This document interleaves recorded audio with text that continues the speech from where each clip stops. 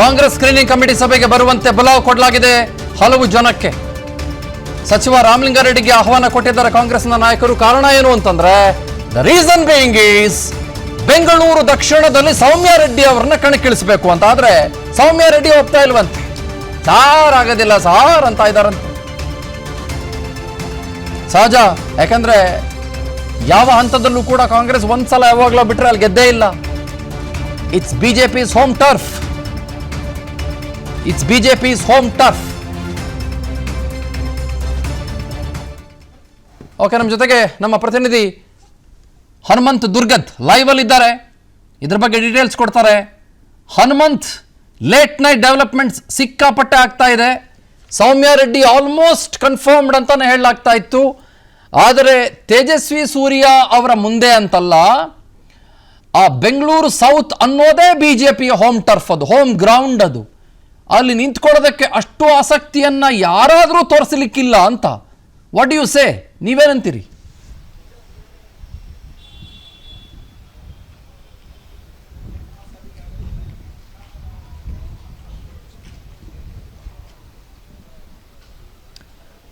ದುರ್ಗದ್, ನನ್ನ ಮಾತು ಕೇಳಿಸ್ತಾ ಇಲ್ವಾ?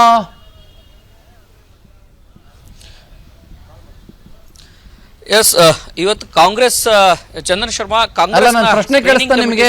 ಇವತ್ತು ಪ್ರಶ್ನೆ ಕೇಳಿಸ್ತಾ? ಇನ್ನೊಂದ್ಸಲ ರಿಪೀಟ್ ಮಾಡಬೇಕು. ಮತ್ತೆ ಪ್ರಶ್ನೆ ಕೇಳಿಸ್ಕೋಬೇಕಲ್ವಾ? ನಾನು ಏನು ಹೇಳ್ತಾ ಇದ್ದೆ ಅಂದ್ರೆ, ಈಗ ಬೆಂಗಳೂರು ಸೌತ್ ಬಹಳ ಇಂಟ್ರೆಸ್ಟಿಂಗ್ ಕ್ಷೇತ್ರ. ಅದು ಬಿಜೆಪಿಯ ಹೋಮ್ ಗ್ರೌಂಡ್. ಅದು ಅಲ್ಲಿ ನಿಂತ್ಕೊಳ್ಳೋದಕ್ಕೆ ಸೌಮ್ಯ ರೆಡ್ಡಿ ಅಲ್ಲ, ಇನ್ನು ಯಾರಾದರೂ ಕೂಡ ಯಾಕೆ ಮುಂದೆ ಬರ್ತಾರೆ? When they already no that, ಒಂದು ಹಂತದಲ್ಲಿ ಬರೆದಿಟ್ಕೊಂಡ್ಬಿಟ್ಟಾಗಿದೆ ಅದು, ಇಲ್ಲ ಇದು ಬಿಜೆಪಿಗೇನೆ ಅನ್ನೋ ರೀತಿಯಲ್ಲಿರುವ ಕ್ಷೇತ್ರ. ಸೊ ಆ ಕಾರಣಕ್ಕಾಗಿಯೇ ಹಿಂದೇಟು, ಹೌದಾ ಅಲ್ವಾ? ಖಂಡಿತ ಖಂಡಿತ ಚಂದನಶ್ಮ, ಅದರಲ್ಲಿ ಎರಡು ಮಾತಿಲ್ಲ. ಯಾಕೆ ಅಂತಂದು ಹೇಳಿದ್ರೆ, ಮೊದಲಿಂದನೂ ಕೂಡ ಬಿಜೆಪಿಯ ಭದ್ರಕೋಟೆಯಾಗಿ ಬೆಂಗಳೂರು ದಕ್ಷಿಣ ಕ್ಷೇತ್ರ, ಲೋಕಸಭಾ ಕ್ಷೇತ್ರ ಸಾಕಷ್ಟು ಆಗಿರುವಂಥದ್ದು. ಮೊದಲಿಂದನೂ ಕೂಡ ಅಲ್ಲಿ ಆ ಕ್ಷೇತ್ರದಲ್ಲಿ ಬಿಜೆಪಿಯಿಂದನೇ ಹೆಚ್ಚು ಗೆದ್ದಿರುವಂಥದ್ದು. ಆ ಕಾರಣಕ್ಕಾಗಿ ಅಲ್ಲಿ ಪ್ರಬಲ ಅಭ್ಯರ್ಥಿಯನ್ನ ಕಣಕ್ಕಿಳಿಸಬೇಕು ಅನ್ನೋಂಥ ಹುಡುಕಾಟದಲ್ಲಿ ರಾಜ್ಯ ಕಾಂಗ್ರೆಸ್ ಇರುವಂಥದ್ದು. ಇದೇ ಕಾರಣಕ್ಕಾಗಿ ಈಗಾಗಲೇ ಸ್ಕ್ರೀನಿಂಗ್ ಕಮಿಟಿ ಸಭೆಯನ್ನು ನಡೀತಾ ಇದೆ. ಈ ಸ್ಕ್ರೀನಿಂಗ್ ಕಮಿಟಿ ಸಭೆಗೆ ಸಚಿವ ರಾಮಲಿಂಗಾರೆಡ್ಡಿ ಅವರನ್ನು ಕೂಡ ಕರೆಸಿರುವಂಥದ್ದು. ಪ್ರಮುಖವಾಗಿ ಇಲ್ಲಿ ಏನಂತಂದು ಹೇಳಿದ್ರೆ, ಸೌಮ್ಯ ರೆಡ್ಡಿ ಅವರನ್ನ ಕಣಕ್ಕಿಳಿಸಬೇಕು ಅನ್ನೋಂಥ ಚರ್ಚೆ, ವಾದವನ್ನ ಹೈಕಮಾಂಡ್, ಸಿಎಂ ಡಿಸಿಎಂ ಇಟ್ಟಿರುವಂಥದ್ದು. ಆದ್ರೆ ಸ್ಪರ್ಧೆಗೆ ಯಾಕೋ ಹಿಂದೇಟು ಆಗ್ತಾ ಇರುವಂಥದ್ದು ಮೇಲ್ನೋಟಕ್ಕೆ ಕಾಣಿಸ್ತಾ ಇರುವಂಥದ್ದು. ಆ ಕಾರಣಕ್ಕಾಗಿ ಅವ್ರನ್ನ ಕನ್ವಿನ್ಸ್ ಮಾಡಲಿಕ್ಕೆ ಈಗ ಕಾಂಗ್ರೆಸ್ ಸ್ಕ್ರೀನಿಂಗ್ ಕಮಿಟಿ ಸಭೆಗೆ ಈಗಾಗಲೇ ಸಚಿವ ರಾಮಲಿಂಗಾರೆಡ್ಡಿ ಅವರನ್ನ ಕರೆದಿರುವಂಥದ್ದು.